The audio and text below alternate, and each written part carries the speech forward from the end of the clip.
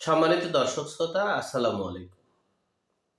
আওয়ামী লীগ ভিন্ন আঙ্গিকে সারা বাংলাদেশে নাকি ফিরে আসছে। সেই আতঙ্কে বিএনপি সমন্বয়কারী বৈষম্য বিরোধীরা গম নিন্দা হারাম হচ্ছে। সে বিষয়ে আপনাদের সাথে শেয়ার করছি। দেখেন, সারা বাংলাদেশেই নাকি আওয়ামী লীগের সেই ভয়ঙ্কর রূপ ধারণ করে নাকি বের হতে যাচ্ছে। এখন বিষয়টা হচ্ছে এই, আমি একটু পিছনে আসি।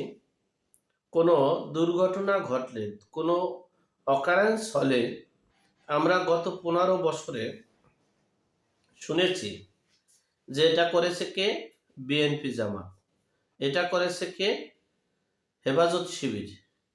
এই যে ঘটনাগুলো আমরা গত 15 বছর শুনে অভ্যস্ত হলাম, সেই ঘটনাগুলোই, সেই কথাগুলোই এখন এই অন্তর্বর্তীকালীন সরকারের উপদেষ্টারা, সমন্বয়কারীরা, বৈষম্য বিরোধী ছাত্ররা, তারা সেই কথাই পুনর্ব্যক্ত করছেন। কোনো কিছু হলেই আওয়ামী লীগের ট্যাগ দেন, ছাত্রলীগের ট্যাগ দেন, যুবলীগের ট্যাগ দেন।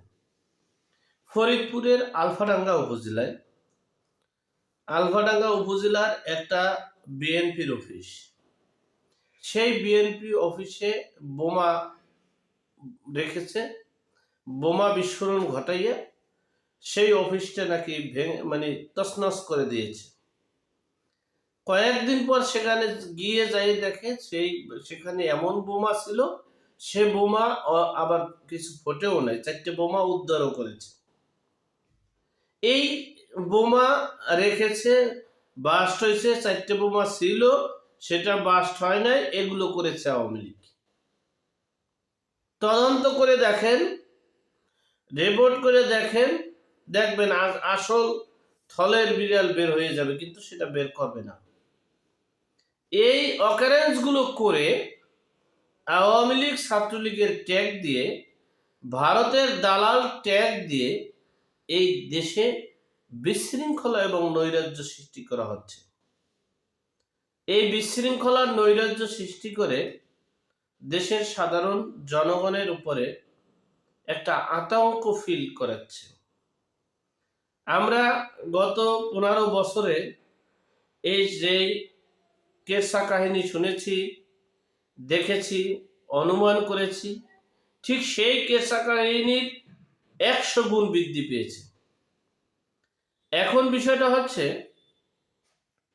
আওয়ামী লীগ যদি এগুলো আওয়ামী লীগ করেছে, আপনারা দেখেন প্রতিদিন দৈনিক যে মারামারি হচ্ছে, দখলবাজি হচ্ছে, গোলাগুলি হচ্ছে, নৈরাজ্য হচ্ছে, তাদেরকে কি গ্রেপ্তার করা হচ্ছে?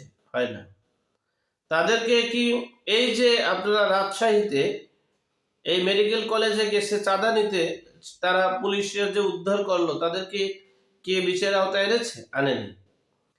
গত কালকে যে বাবা এবং ছেলে দুইজনে মিলে, সে সমন্বয়কারীর সদস্য সচিব, তারা চাঁদা আনতে গিয়েছে, সেখানে উত্তম মাধ্যম খেয়েছে। প্রতিনিয়ত যে অকারেন্সগুলো ঘটাইতেছে, তার কি বিচার হচ্ছে? আমরা ভেবেছিলাম 5ই আগস্টের পর আর বাংলাদেশে এই রকমের দুর্ঘটনা আর ঘটবে না। আপনারা এই প্রত্যেকটা অপরাধীকে বিচারের আওতায় আনুন, বিচার করুন, দেশের সকল সেক্টরে একটা শান্তি বিরাজমান করুন।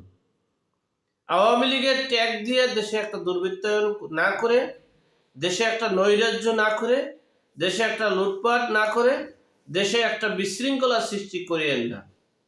দয়া করে যে যেখানে আছেন সেখান থেকে সকল অপকর্মের বিরুদ্ধে রুখে দাঁড়ান। দেশকে রক্ষা করুন, সমাজকে রক্ষা করুন, এলাকাকে রক্ষা করুন। আল্লাহ আমাদের সকলকে হেদায়েত নসিব করুক। আমিন। আসসালামু আলাইকুম।